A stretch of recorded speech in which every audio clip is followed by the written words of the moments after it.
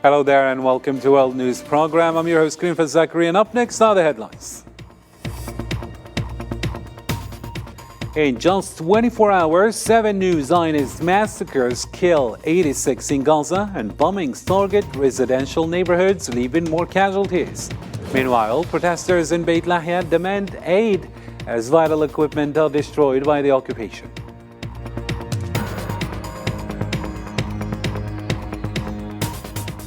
Also ahead, at the UN, Arab nations seek support to stop Zionist aggression in Palestine. Palestinian President Mahmoud Abbas, meanwhile, warns against Rafah invasion, and UNICEF's famine risk warning and WHO's call for long-term Gaza reconstruction.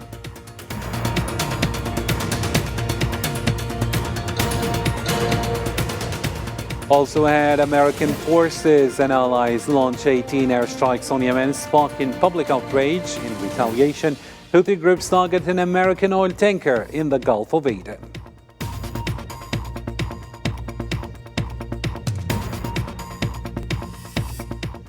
And Algerian President Abdelmadjid Tebboune inaugurates the world's third largest mosque, emphasizing its role in promoting moderation and rejecting extremism. Stay tuned for details after the break.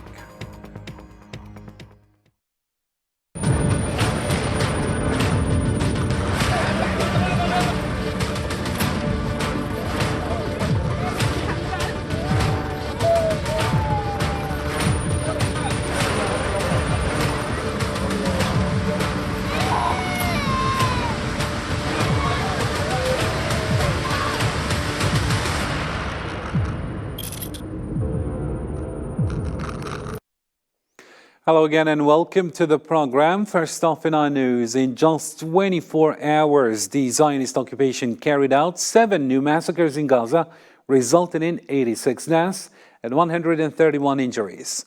The Palestinian Ministry of Health reported a staggering death toll of 29,692 martyrs and 69,879 wounded since last October. Many are still trapped under rubble or stranded on roads, with ambulances and rescue teams barred from reaching them after 142 days of Zionist aggression. Still with the developments on the ground, dozens of Palestinians were killed and many more injured on Sunday in ongoing Zionist airstrikes targeting residential areas in Gaza City. The Palestinian news agency reported that the occupation forces struck northern neighborhoods at the Gaza Strip, causing casualties among residents. Over 10 Palestinians were reported killed and 50 others injured in bombings targeting homes across the city, particularly in Zaytun and Sabra neighborhoods. Additionally, dozens were killed in artillery shelling by the occupation forces north of Beit Lahia.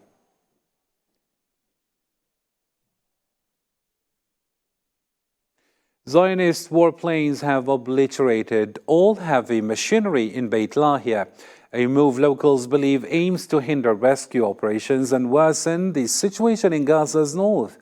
Meanwhile, scores of Palestinians protested the closure of a major hospital in Gaza due to ongoing Zionist aggression.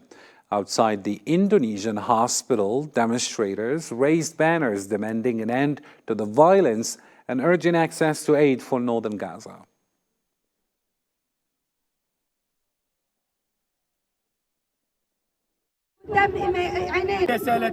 We have 2 messages. The first message is against starvation, killing, siege and genocide. The second message is to tell the world about the Indonesian hospital that was destroyed by the occupation more than 3 months ago. They destroyed it at a time when more than 500,000 people were being treated in it. Today we're being wiped out in North Gaza. We're being wiped out by bombardment, siege, starvation, and by all the policies of the extremists, policies of the occupation. We tell the world, the unjust world, look at our people. Look at the people of the north. What did they do to deserve all these killings, destruction, and starvation?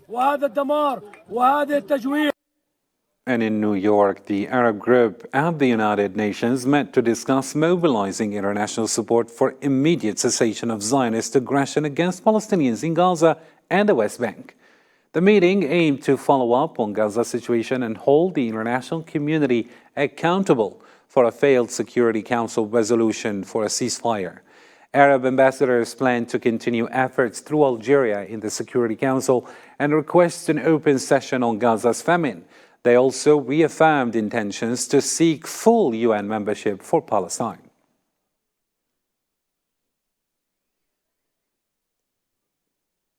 Palestine's President Mahmoud Abbas issued a stark warning about the grave dangers posed by Zionist occupation forces invading Rafah in southern Gaza. During his meeting with Jordanian King Abdullah II in Amman, Mahmoud Abbas reaffirmed his rejection of Palestinian displacement in both Gaza and the West Bank. The official Palestinian news agency reported that Abbas discussed ongoing efforts to halt Zionist aggression and deliver humanitarian aid, particularly to the famine-stricken northern Gaza. With over 300,000 people at risk of acute malnutrition and death, thousands in Jabalia, northern Gaza, resort to consuming herbs to stave off starvation. On the occasion, UNICEF confirms the looming famine threat in Gaza, especially for children under 5. Here's Salman Asib with the story. After enduring over 4 months of shortages within the besieged Gaza Strip, the situation in northern Gaza has worsened with the relentless Zionist attacks. Desperate residents, unable to access humanitarian aid, have resorted to scavenging for food. Common mallow, known for its medicinal properties and ability to grow in harsh conditions, has become a primary source of sustenance for many, as aid flow into the strip dwindles. All people are starving, and there is nothing but this common mallow. It is sold for 80. We pick it and sell to all people. There is no food, no cooking, no water. It's all starvation. Everyone is hungry. We have to feed the children. They keep screaming. They want food. We cannot find food. We don't know what to do. We don't know what to do. Here in Jabalia, Youssef, a Palestinian mother, explained the danger that residents put themselves in just to source the wild plant. The situation has become much worse, and we were forced to leave and go to the border. There is no distance between us and the tanks. We put our lives in danger, but what can we do? We have to feed our children. In the war-torn northern Gaza Strip, displaced Palestinians seeking refuge in makeshift shelters, like a school in Jabalia, are grappling with severe food shortages. Azeldin, a volunteer doctor with the Palestinian Red Crescent, warned of serious health issues stemming from the lack of food. There is a shortage of everything related to food, which leads to serious health problems for children, starvation diseases, which are anemia in children, pregnant women and people, elderly people, as well as diseases that affect people due to malnutrition, such as kidney disease and low levels of salts in the blood, are serious illnesses that lead to dehydration and many other diseases. Just days after the United Nations warned of a surge in child deaths due to the Zionist war on Gaza, 2-month-old Mahmoud Fatouh tragically succumbed to acute malnutrition. As hunger, death, and desperation intensify, the tragic reality of genocide looms over innocent lives caught in its grip. The World Health Organization warns that Gaza's infrastructure, devastated by ongoing Zionist aggression, will take decades to rebuild. Meanwhile, hospitals are struggling to operate, worsening conditions for kidney failure patients unable to access sufficient treatment. Zahra Farjani reports. This struggle is arduously dire in Gaza's hospitals. Palestinians face not only brutal Zionist airstrikes, but also have great difficulty accessing vital treatments, including for chronic diseases, amid collapse in healthcare. At Najjar's hospital in Rafah, patients with kidney failure are being forced to cut back on their dialysis sessions due to high demand and a shortage of supplies. With over 1 million Palestinians trapped in Rafah, the only hemodialysis center is completely overwhelmed. Before I received 3 dialysis sessions every Saturday, Monday and Wednesday, lasting 4 hours each. Today, after the war, I only have 2 sessions per week, on Saturday and Tuesday, and only 2 hours per session. Is 2 hours enough for a patient with kidney failure? Of course not. Before the conflict, I received dialysis treatment 3 times a week and 3 to 4 hours each time. Now I receive the treatment twice a week and 2 hours each time. In Gaza's last operating dialysis department, doctors are working tirelessly to treat patients, but they are stretched beyond capacity. Originally equipped to serve 105 patients with 18 dialysis machines, the hospital now faces the challenge of catering to around 600 patients, with machines pushed to their limits. These machines work continuously 24 hours a day and 7 days a week. They have kept running for more than a month and have broken down frequently. Before the war, we were treating nearly 100 patients, but now the number has surged to around 600 to 700, placing tremendous pressure on the machines that are running continuously, leading to a higher risk of malfunctions. Moreover, there is a shortage of supplies. More than 4 months into Zionist occupation's ongoing assault, Gaza's healthcare system has almost completely collapsed, leading to distressing scenes. For kidney patients, the situation is particularly dire. Surviving the attacks is one thing. However, the lack of equipment and medications poses an equally grave threat to their lives. Massive demonstrations in European capitals and cities show solidarity with the Palestinian cause. In Madrid, Rotterdam, Malmo, and Odense, protesters demanded an immediate ceasefire in Gaza, an end to the Zionist genocide, and an end for the besieged Gaza residents, or the allowing of entry of aid for besieged Gaza residents, I'm saying. They raised banners and chanted slogans against Zionist aggression and demanded peace in Palestine.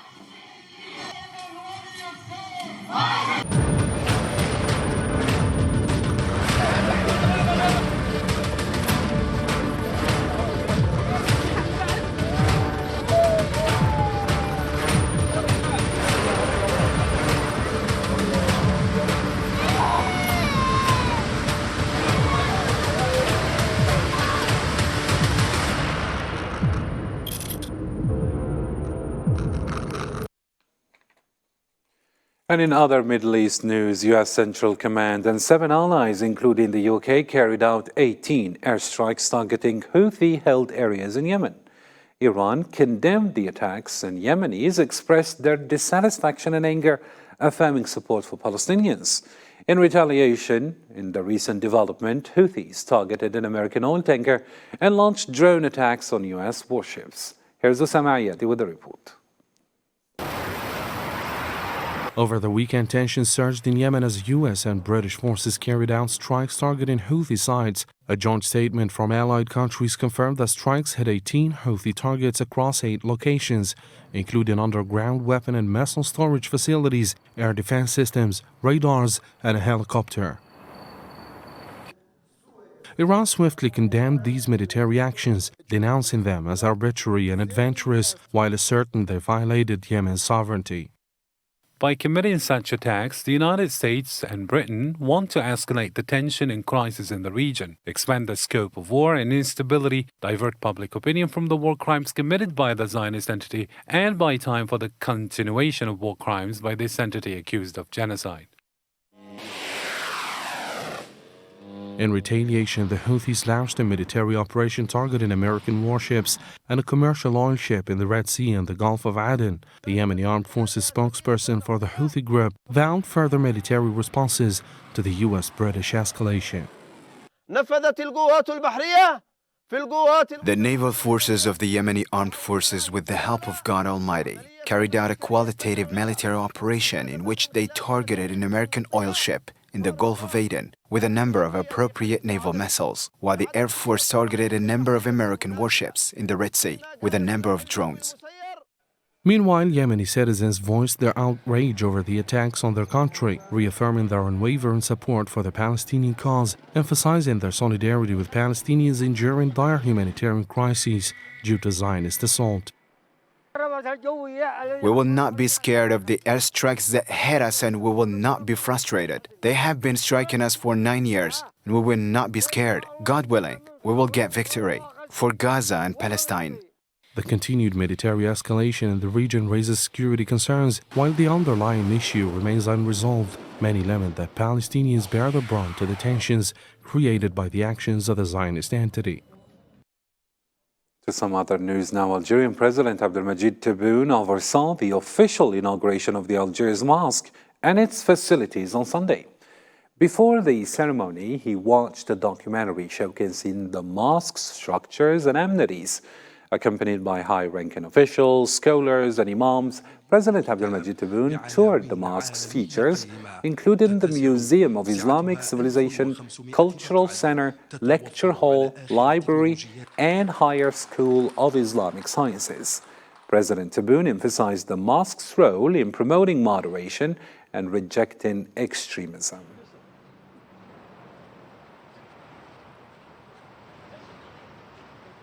بدأتم في إنجازه منذ تأسيسه.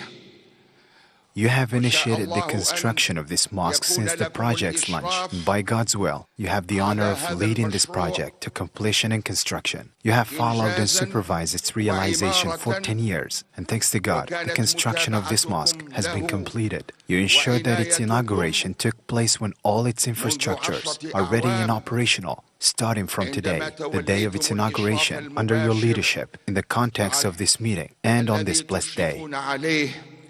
في هذا المجمع المبارك وفي هذا اليوم المبارك.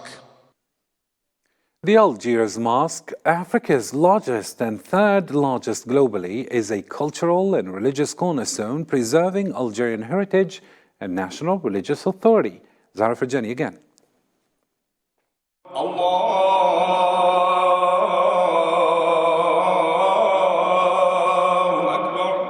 A nation's entire identity and religious significance are embodied in this call for prayer. Jama' al-Jazair, also known as the Great Mosque of Algeria, symbolizes the modern history and cultural significance of the country. Standing proudly as the largest mosque in Africa and the third largest globally, it represents Algeria's rich civilization and religious authority. Designed to embody Algeria's past, present, and future, the mosque serves as a beacon of light, guiding its people towards righteousness and unity. With its harmonious blend of modern and simplistic architectural design, it stands as a testament to the nation's narrative. Jama' al-Jazair, located in Algiers, features a vast prayer hall covering 20,000 square meters, accommodating over 120,000 worshippers. Its standout feature is the world's tallest minaret, towering over 265 meters with 43 floors. 15 floors house a museum on Algeria's history, while 10 floors serve as a research center. Notably, the mosque includes the National Higher School of Islamic Sciences, Dar al-Quran, with a capacity for 1,500 students, along with a library housing an impressive collection of 1 million books. February 25, 2024, a momentous occasion marking the inauguration of the Algiers Mosque. It not only signifies the completion of a remarkable architectural endeavor, but also embodies the triumph of Islam's message of tolerance. And in other news, Algerian Minister of Energy and Mines, Mohamed Arqab, confirmed President Abdelmajid Tebboune's interest in Iraq's significant participation in the upcoming Gas Exporting Countries Forum Summit. During Arqab's visit to Baghdad as Tebboune's special envoy, he met with Iraqi President Abdel Latif Jamal Rashid. Both parties emphasized strengthening bilateral relations, particularly in the energy sector, and coordinating within OPEC Plus and the Gas Exporting Countries Forum to stabilize oil and gas markets. Additionally, Iraq expressed interest in benefiting from Algeria's expertise with potential investment opportunities for Sonatrach. Qatari Minister of Energy and CEO of Qatar Energy Company Saad Al-Kaabi highlighted the ongoing global demand for gas amid the energy transition. He emphasized Europe's increasing need for liquefied natural gas (LNG) and predicts further demand growth in Asia. Additionally, Al-Kaabi announced a new expansion in LNG production, boosting capacity to 142 million tons annually.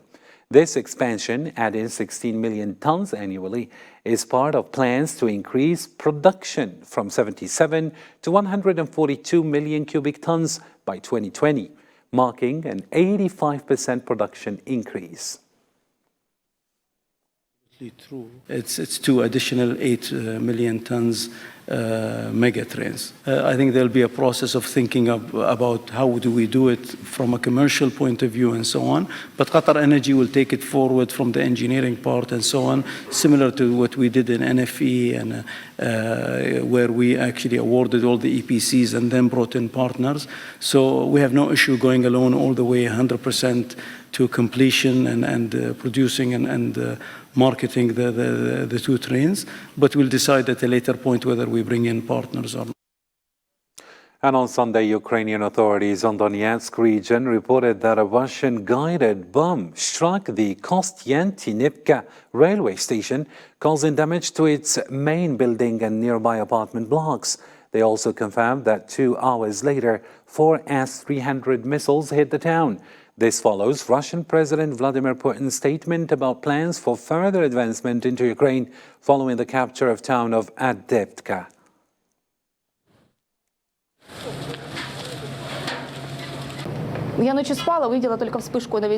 I was asleep at night. I saw a lightning that lit up the whole town. That was it. I didn't hear any loud noise. When I woke up in the morning, I saw the nightmare. The railway station was functioning. A month ago, I bought train tickets there to go visit my aunt in Lviv. Everything worked. There even was an invincibility point. And Belarusian leader Alexander Lukashenko declared his intention to run for the presidency again next year after nearly 3 decades of rule in Belarus. He accused the West of attempting to exploit the upcoming vote to undermine his government and destabilize the nation.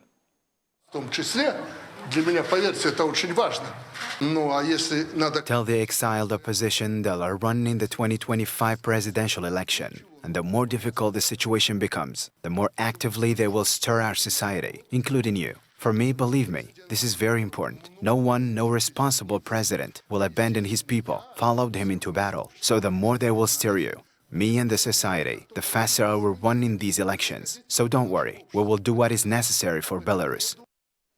To the U.S. now, Donald Trump clinched victory in South Carolina Republican primary on Saturday, decisively outperforming Nikki Haley in her home state. Let's follow the details with Islam Sid. Please welcome the next president of the United States, President Donald J. Trump.